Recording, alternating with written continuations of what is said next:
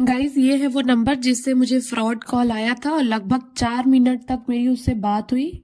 Hello guys, तो आज मैं बहुत एक इम्पॉर्टेंट इन्फॉर्मेशन आपके साथ शेयर करना चाहती हूँ।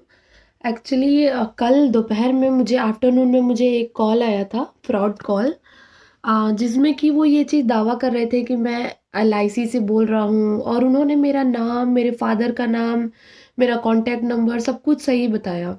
और वो ऐसा दावा कर रहे थे कि आपके फादर का गूगल पे काम नहीं कर रहा है तो 13,000 रुपये मैं आपके अकाउंट में ट्रांसफ़र कर रहा हूँ।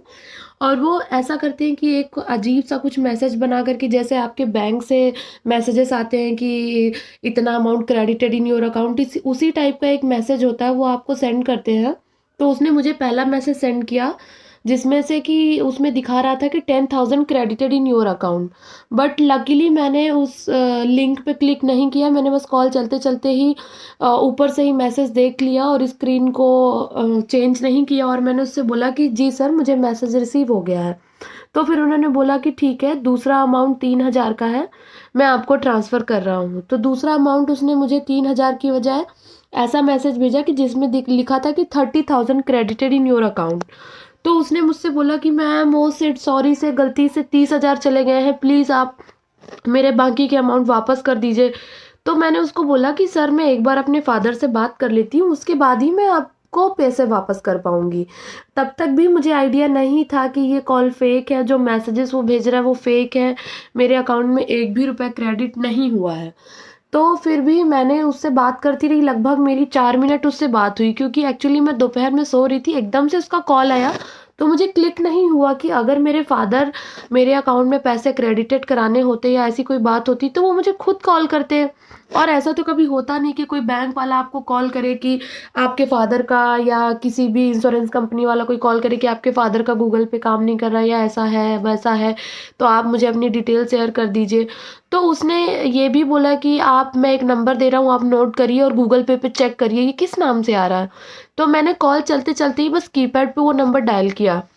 वो बार बार मुझे बोलता रहा कि प्लीज़ आप एक बार गूगल पे ओपन करके मुझे बता दीजिए कि ये किस नाम से आ रहा, तो मैं श्योर हो जाऊं कि अच्छा ये मेरे नाम से ही दिखा रहा, तो आप इस पे 27,000 मेरे रिमेनिंग वापस कर दीजिए। पर पता नहीं क्यों, लेकिन मुझे थोड़ा सा तो डाउट हुआ। मैंने कहा कि सर, मैं फादर से बात किए बिना नहीं कर पाऊंगी, आई एम सो सॉरी। तो बहुत देर तक हमारी बात चलती रही, मैं आपको जैसा कि बता चुकी हूँ कि लगभग 4 मिनट तक मैं बात करती रही उससे। तो फिर उसने बोला कि मैम मैं हॉस्पिटल में हूँ। फिर उसने किसी दूसरे बंदे को कॉल किया, बोलता जस्ट अभी आपके फादर से बात हुई है। फिर भी मैंने लिंक पे क्लिक नहीं किया, ना ही मैंने वो गूगल पे कॉल चलते चलते खोला। फिर उसके बाद लकीली पता नहीं, मैंने कॉल कट किया और मैंने अपने पापा को कॉल किया। तो मैंने उनसे पूछा कि आपने किसी से मेरे अकाउंट में पैसे डलवाए हैं ऐसा कुछ, तो उन्होंने मुझे बोला कि नहीं बेटा, मैंने तो ऐसा कुछ भी नहीं किया।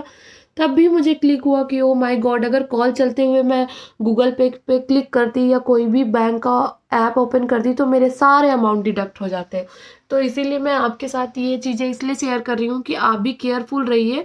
अब वो फ्रॉड करने के तरीके बदल रहे हैं, उनके तरीके वो चेंज कर रहे हैं, नए नए तरीके आजमा रहे हैं। तो आप देख लीजिए कि, क्योंकि मेरे जैसा मैं बहुत अलर्ट हूँ इन चीज़ों के लिए और मैं बहुत अपडेटेड रहती हूँ, लेकिन मैं भी चकमा खा गई। वो तो चलो लकीली मैं बच गई, लेकिन आप में से किसी के साथ भी ऐसा हो सकता है। तो प्लीज़ आप बिल्कुल ही अलर्ट रहिए। और कोई भी ऐसा कॉल आता है, इवन वो बैंक से ही हो या फिर जो भी रियल भी कॉल है, तो आप संबंधित व्यक्ति से पहले कंफर्म करिए। और बैंक का कोई काम है तो आप ब्रांच में जाकर ही करिए या बैंक के जो ऐप होते हैं उसके थ्रू करिए, बजाय इसके कि किसी कॉल को कनेक्ट करके ऐसा कुछ करके। तो ये थी मेरी आज की स्टोरी और ये इंसिडेंट हुआ मेरे साथ, तो इसलिए मैंने सोचा कि क्यों ना मैं इस चीज़ को आपके साथ शेयर करूं। तो जैसे मैं बच गई वैसे आप सब भी अलर्ट रहें और सुरक्षित रहें। Thank you, bye bye.